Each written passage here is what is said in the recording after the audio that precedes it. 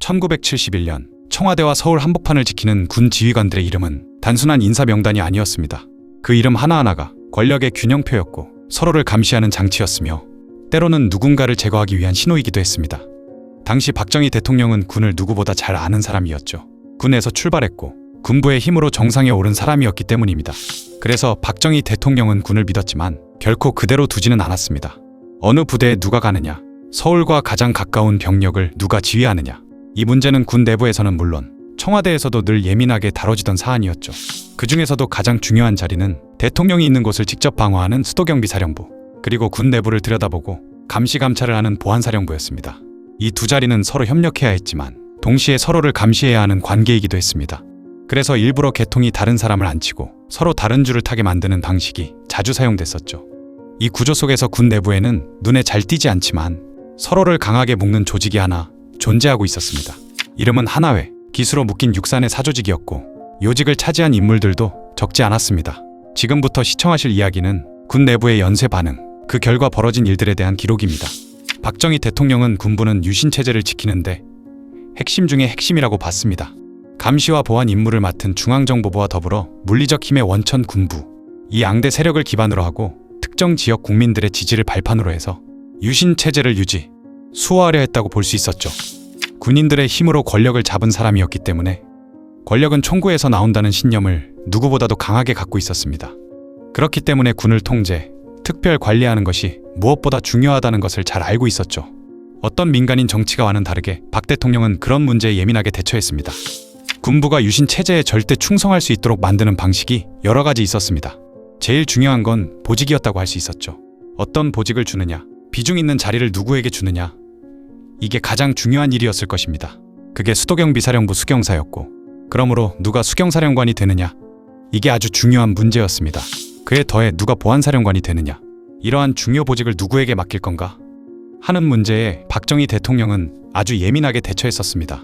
박 대통령은 군을 통제하는 데 엄중하며 날카로웠고 그러면서 하나회에 특별한 관심을 보였습니다. 이들이 진급하는 데에도 보직을 맡는 데에도 그랬었죠. 이런 군부에 대해 절대 충성을 요구하는 것을 넘어 군부가 그야말로 청와대의 눈치만 보게 만드는 사건이 하나 터졌죠. 1973년 3월 박정희 대통령은 강창성 보안사령관에게 윤필용 수경사령관을 조사하라는 지시를 내렸습니다. 윤필용과 강창성은 648기 동기였습니다. 강창성은 1971년 8월 보안사령관에 임명됐는데 그때 박정희 대통령이 임명장을 주면서 이런 이야기를 했다고 합니다. 수도권 부대를 각별히 챙겨봐라. 그것에 유념해 보안사 활동을 전개하라는 것이었죠. 수도권 부대라고 하면 1차적인 건 수도경비사령부라고 볼 수 있었습니다. 당시 박정희 대통령의 신망을 가장 많이 받는다는 이야기를 듣던 윤필용이 수경사령관이었는데도 이렇게 수도권 부대를 각별히 챙겨보라고 한 것이었죠. 박정희 대통령은 1973년 3월 강창성 보안사령관을 불러서 떠도는 여러 이야기들을 들었느냐고 하면서 수경사령관 윤필용을 수사하라는 지시를 내렸습니다. 그중 가장 큰 연유에 대해서는 박정희 대통령이 강창성 보안사령관을 부르기 얼마 전 윤필용 수경사령관이 이후락 중앙정보부장과 술자리를 가졌다고 합니다. 그 자리에서 윤필용이 이후락에게 형님이라고 부르면서 각하가 연만하셔서 노쇠하기 전에 청와대에서 물러나도록 한 후 중정부장 이후락 형님이 후계자가 돼야 한다는 뜻으로 얘기를 했다는 것이었죠. 물론 윤필용 수경사령관은 이후락 중정부장을 형님이라고 부른 적은 있지만 다른 이야기를 한 사실은 없다면서 난 깨끗하다며 강창성 보안사령관한테 오히려 펄펄 뛰었다고 합니다. 그런데 윤필용 수경사령관이 그런 얘기를 했다고 하면 그건 수경사령관 자리에 적합하지 않은 발언을 한 것으로 볼 수 있는 것이니 그 직위에서 물러나게 하고 예편하게 하면 됐을 법도 하지만 박정희 대통령은 강창성 보안사령관에게 가벼운 뜻으로 이야기한 것이 아니었습니다. 그야말로 엄명을 내린 것이고 강창성 보안사령관은 대통령의 엄명이 떨어졌으니까 엄중한 수사를 하게 되었죠. 말하자면 이후락 중앙정보부장하고 술을 마시면서 이후락한테 심하게 아첨 좀 한 것이라고 볼 수 있는 건데 이후락과 경쟁하는 처지이던 박종규 대통령 경호실장 쪽을 통해 그런 이야기까지 박정희 대통령 귀에 들어간 것이었습니다. 하지만 여러 소문들과 겹쳐 박정희 대통령이 아주 예민하게 반응하면서 결국 강창성 보안사령관이 수사를 하게 된 것이죠. 윤필용 수경사령관은 쿠데타를 모의했다는 죄목으로 구속되었습니다. 강창성 보안사령관은 윤필용을 조사하던 중 하나회가 있다는 걸 알게 됩니다. 보안사 수사팀은 하나회에 대해 이건 있을 수가 없는 것 아닌가라고 판단했습니다. 군 내부에 사적 특수조직이 있고 소속 회원들끼리 서로 편의를 봐주면서 요직을 차지, 그것도 한두 명이 아니라 다수가 들어가 있는 군 내부 사조직이라는 건 있을 수가 없는 것이라고 생각한 겁니다. 그런데 이 하나회의 주요 인물들 중 상당수가 윤필용 수경사령관의 막하에 있었습니다. 그러니까 윤필용이 하나회의 대부라는 이야기는 틀림없는 것이었다고 합니다. 하나회가 당시 요직을 쥐고 있던 곳은 수경사만이 아니었습니다.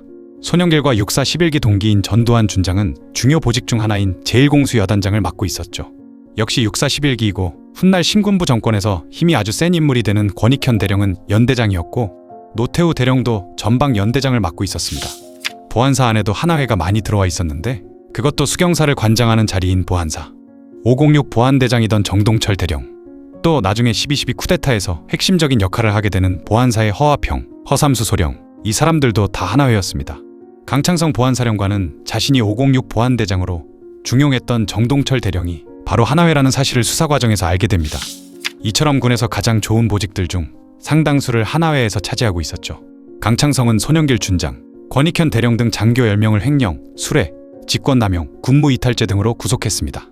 아울러 자신이 중용했던 506 보안대장인 정동철 대령을 포함해 장교 31명의 군복을 벗겨버렸죠.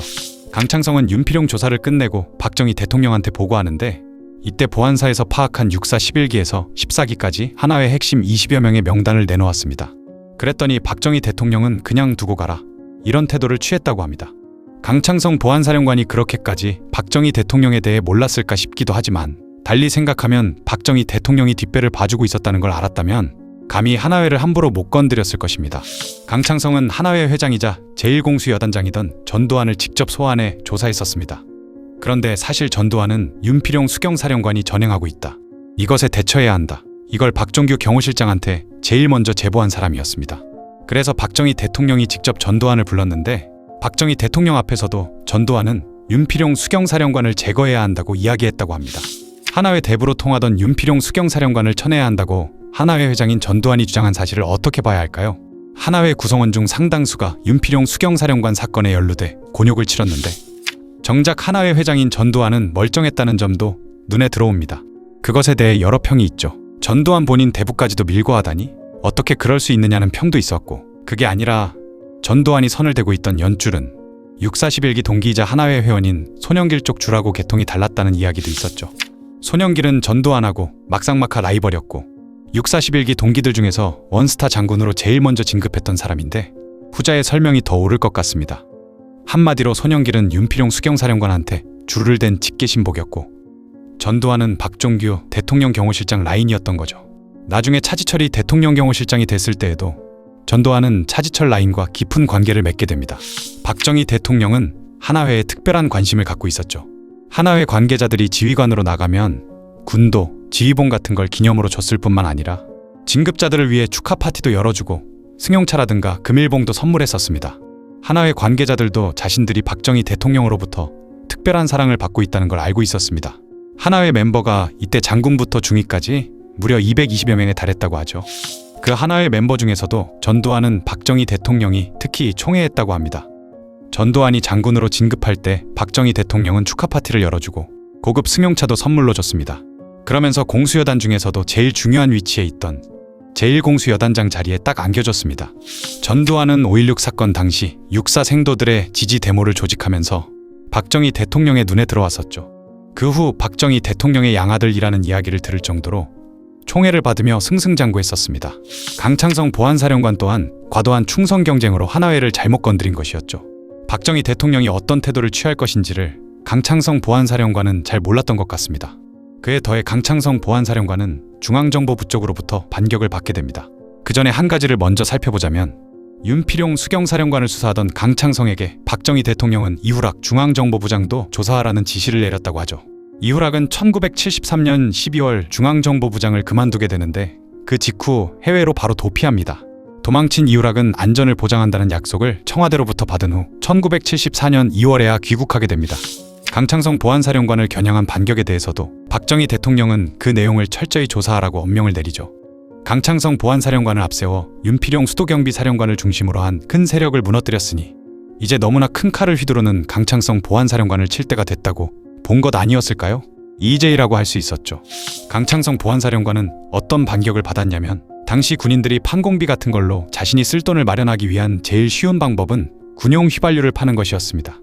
이때뿐만 아니라 1950년대, 1960년대에도 모두 그랬고 이건 세상이 많이 알고 있던 비밀이었죠.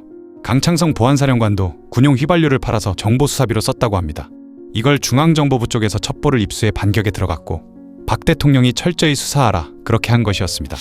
육군 범죄수사단 헌병에서 이걸 맡아 수사했는데 거기에 끌려간 보안사 요원들이 지독하게 고문을 당했다고 하죠. 결국 그해 8월 강창성 보안사령관은 박정희 대통령한테 불려갔습니다. 박정희 대통령이 말하길 강 장군 때문에 경상도 장교들 씨가 마르겠다는 이야기를 하죠. 박정희 대통령한테 이런 이야기를 들은 다음 날 강창성 보안사령관은 결국 삼관구 사령관으로 좌천됐다는 통고를 받게 됩니다. 윤필용 수경사령관과 이후락 중정부장은 권력에서 사라졌고 강창성 보안사령관은 밀려났으며 하나회는 드러났지만 사라지지 않았습니다. 군 내부의 질서는 정리된 것처럼 보였지만 실제로는 더 조용하고 더 깊은 방향으로 재편됐을 뿐이었죠. 이 과정에서 누가 어느 줄에 서 있었는지, 누가 누구와 연결돼 있었는지가 더 분명해졌습니다. 그리고 이때 살아남은 인물들, 이때 요직을 지켜낸 사람들은 훗날 또 다른 갈림길에서 다시 역사의 중심으로 등장하게 됩니다. 이 사건은 당시에는 군 내부의 한 번의 큰 정리처럼 보였지만 시간이 지나 돌아보면 대한민국 현대사에 큰 영향을 끼친 하나의 신호였다고 볼 수 있었습니다. 잘 몰랐던 현대사에 대해 알게 되셨다면 구독, 좋아요, 알림 설정 부탁드립니다.